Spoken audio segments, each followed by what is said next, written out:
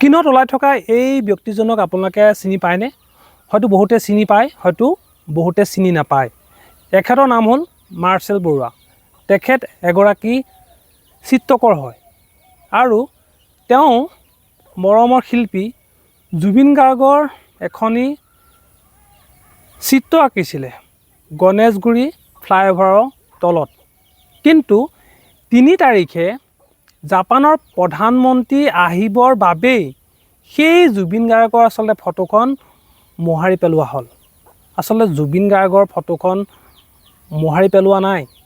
Marshal বৰুৱাৰ যিটো আচলতে আপোনাৰ মানে চিত্ৰ আঁকা যিটো স্বাধীনতা, সেই স্বাধীনতাক আচলতে খৰ্ব কৰা হৈছে।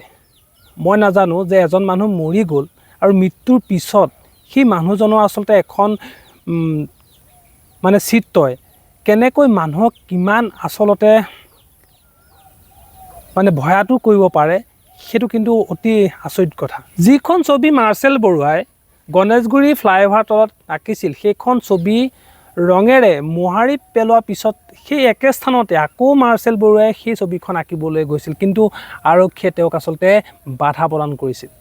কিন্তু ৰাইজৰ এনেকুৱা কিছুমান আচলতে অভূতপূৰ্ব সঁহাৰি আহিল যে আৰক্ষীয়েও শেষত সেইখন ছবি আঁকিবলৈ দিবলৈ বাধ্য হ'ল। কিন্তু সেই শব্দকেইটা আচলতে লিখিবলৈ নিদিলে যে কমৰেড নেভাৰ ড্ৰাই।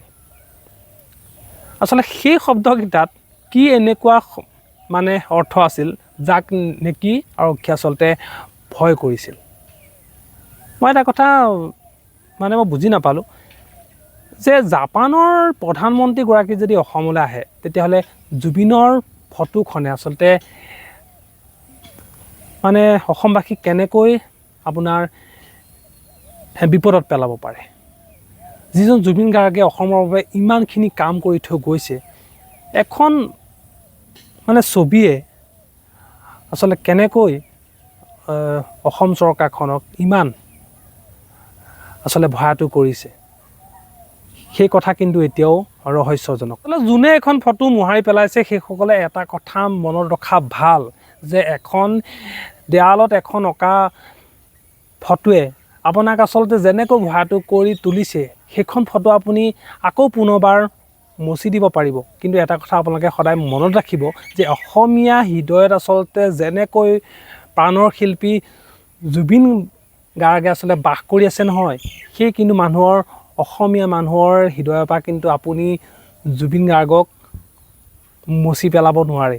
আৰু নিশ্চয় এদিন আপোনাৰো সময় আহিব, কাৰণ এতিয়া আপোনাৰ মানে বহুতখিনি পাৱাৰ আছে কাৰণে আপুনি সেইখিনি কৰি আছে, কিন্তু আপোনাৰো এদিন সময় আহিব আৰু সেই সময়ত কিন্তু আপুনিও ৰাইজে আপোনাকো হৃদয়ৰ পৰা কিন্তু মচি পেলাব। আৰু আপোনালোকৰ নিচিনা আচলতে 14 গোষ্ঠী মৰিলেও এনেকুৱা আপোনাৰ নোলাব যে এখন ফটো মোহাৰাৰ ফলত সমগ্ৰ অসমৰ ৰাইজে আচলতে প্ৰতিবাদ কৰিবলৈ ওলাই আহিব।